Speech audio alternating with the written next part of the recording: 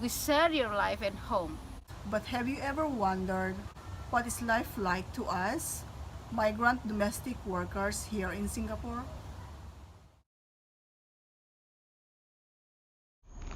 In Singapore, there are about 240,000 migrant domestic workers. These women come from countries like Indonesia, the Philippines, Myanmar, and India, where they leave their own families behind to come here and look after those of others.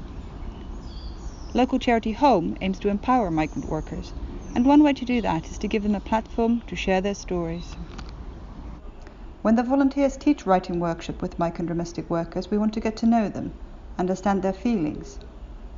We like to brainstorm about concepts that touch us all, home, love and dreams. But we also write about the past that shaped us, the problems and hurdles that we encountered. The book Our Homes, Our Stories offers a look through their eyes as they share their real-life stories. Let's listen to some of the writers sharing their stories.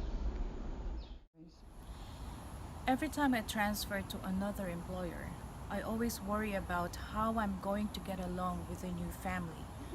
It is not easy for us domestic workers to transfer because we are a stranger moving into a family. We need to build up trust again. Leaving a family is also difficult. As domestic workers, we easily get attached to the family we work with, especially to the children. Leaving my children for a job in a foreign land was the toughest and most heartbreaking decision I ever made. They were at an age where they really needed my care. My youngest son was barely a month old when I left him. After I gave birth, I cried every night, thinking about having to leave him. I worked for a family of four and stayed in a three-story house. This helped too because I was so busy my mind was too occupied to think much about home. Finding it hard does not mean you are failing. That is a fact I always need to remind myself of. I landed in this foreign land of Singapore in August 2007. Coming out of the airport, I was stunned straight away by the beauty of the place. But the thing that nearly made me faint was when I heard I was going to have no salary for the first 6 months working here. It was going to be deducted to pay the agency. I had no idea about this. And closing my eyes, I bring up memories from my former real life. I remember my beautiful village, our family farm, where we plant coffee beans, bananas, and coconut to make our daily livings. We have durian trees as well. Working for the home help desk has made me realize I have a big dream. Helping others helped me to help myself. It gives me a purpose in life. I didn't know anything about the domestic worker right before, but now I want to speak up and share their voices. Being a domestic worker has never been in my dream. But what I like about being a domestic worker is that doing challenging work has taught me that I am able to survive in different life in a strange country without my family beside me. During those long hours of work, I started to have a dream and started planning for a better future. I am saving my salary and using the little spare time that I have to study to invest myself and my future. Being a domestic worker made this thing all possible. My great passion is being a teacher, and now I dedicated my life to sharing those lessons I have learned with others. And this is my story.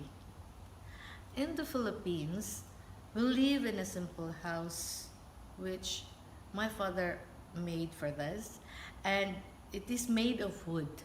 But throughout our efforts, we make it now a concrete one to protect us from the typhoon.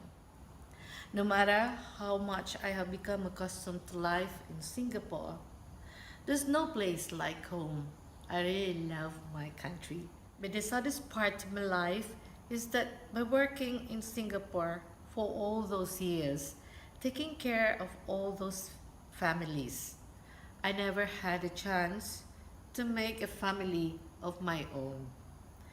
If my father had still been alive, I would never have left my country. I would have been content and happy with my life in the Philippines. I would have earned less as a teacher, but I would have the freedom to do what I wanted and to have less stress. Freedom and happiness are priceless.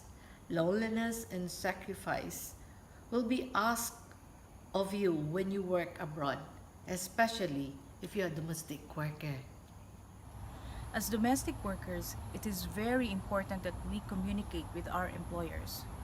I know it is not easy to do, but that is the only way to balance our situation and solve our problems at work. It is important for our employers to know how we feel. They only know how we feel if we tell them. In Singapore, there are about 240,000 migrant domestic workers. Giving them words and a blank page to write their stories on empowers them with a new dignity and strength. They have a voice that is waiting for someone to listen.